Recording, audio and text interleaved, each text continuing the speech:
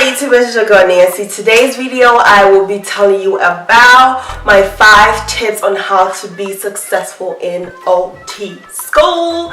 So congratulations if you just got your acceptance letter and you have been accepted into an OT school. You should be super proud of yourself. Now take a really deep breath, strap in your seatbelt, okay, because this ride is about to be crazy. It's about to be a little bumpy, okay? So I feel like I get this question a lot, and people always ask me if OT school is hard or if it's easy. Well, let me just give it to you straight, okay? Straight, no shake. So OT school is not easy, and I don't like to say that it's hard. It's just challenging, right? Of course, you have to maintain a B or better, so that makes it kind of hard. The assignments and the readings and, you know, all the amount of, like, what is the word that I'm looking for? The expectation, like what's expected of you, it makes it hard, but it's nothing that you cannot do hard. You know what I mean? Like, I'm not the type of person to say, you know what, this thing is so hard, so I'm not going to be able to do it, or it's so hard, I'm not going to do it. I'm just not that type of person. If it's hard, I'm just going to find a way to do it. It's better to think of it that way. Like, okay, it is hard. You know, it's hard. But let not that be your roadblock. Let that be your motivation to find out ways and means to get around it and to go through it and to come out of it great, you know? Okay, so my first tip for you guys is that you need a steady buddy. Now this is very, very, very important if you want to be successful in OT school, because having a buddy, just a group of friends, even if it's just 1 or 2 or 3 or however many people that you feel comfortable with to go over different ideas with, and, you know, discuss assignments and ask questions with, is very, very important. Now I'm not saying that you need to study with your steady buddies, because personally I'm the type of person that I love to study by myself. That's just how I am. It's better for me to just be by myself and study, and then once I get all the information down to my best ability, then I can go ahead and get together with my study buddies and kind of go over the more difficult topics and things that I did not understand. And they may have a different perspective on different things, and I always say 2 is better than 1, because we all have our own ideas and we all have our own different perspectives. So it's good to get together with other people and discuss different topics and ideas, and, you know, you can always pick up something different from other people. And this advice is absolutely important. Like, you need to have that. Number 2, be proactive with studying. Be proactive with your assignments. Being able to stay on top of stuff is so important.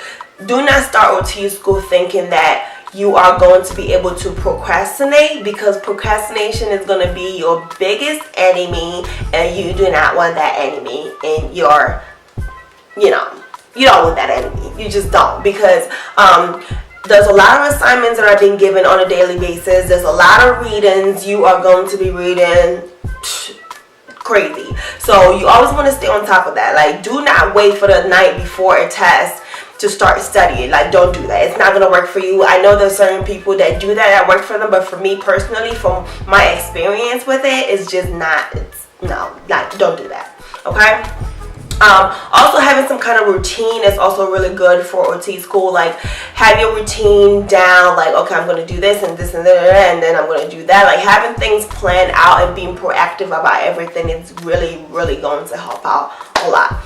My number 3 advice for you is that you need a great support system. This is very, very important, because if you don't have some kind of support system, it could be anybody, okay? It could be a boyfriend, girlfriend, mother, father, uncle, cousin, I don't know, the guy at the grocery store, I don't know. Any kind of support system is really good, because you need that support system to kind of call when you are stressed out, when you feel like giving up. You need somebody to kind of talk to kind of put you back on the line. Like, girl, you know, like, be focused. And I had that support system when I was going through OT school.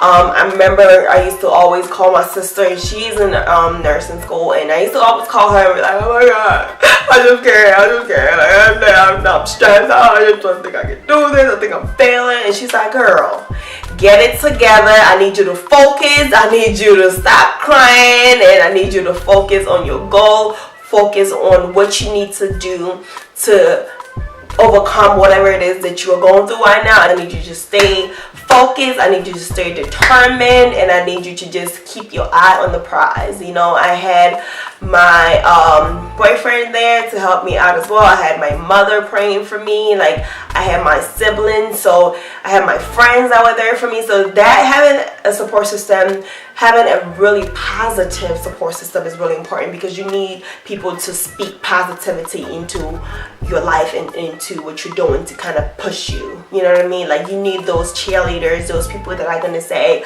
girl, you can do this, you got this, you can do it. You know, just concentrate and it'll be all good. My number 4 tip or advice is to be focused on your education. Okay, once you start OT school, I'm gonna need you to leave all the drama at home. Okay, leave the drama for your mama. Leave all the drama at home. Outside of OT school, you don't want to bring anything extra to distract you once you start school. Like, you really do not need any negativity, okay? Cut anybody off that's going to bring you down. Anybody that's going to distract you. Anybody that's going to distract you from achieving this goal of yours is something that you really want to do. And if anybody's being negative, just like trying to like belittle you, trying to like make you feel like you're stupid, trying to make you feel like you're wasting your time, then you don't need that you don't need that type of person in your life right now. You need some encouragers. You need some people who are going to push you, some people who are going to be like, girl, you got this.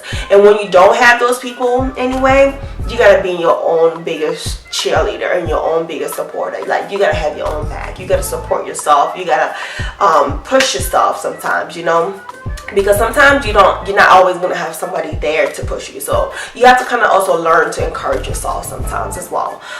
So for me personally, when I started school, I remember I used to tell myself, like, OT school is about to be my best friend. Like, I had my fun during my undergrad, and this is a time for me to be focused on my career. This is a time for me to be focused on OT school, because I want to be an occupational therapist, and this is something that I really want. So I put everything into it, and I was really, really focused.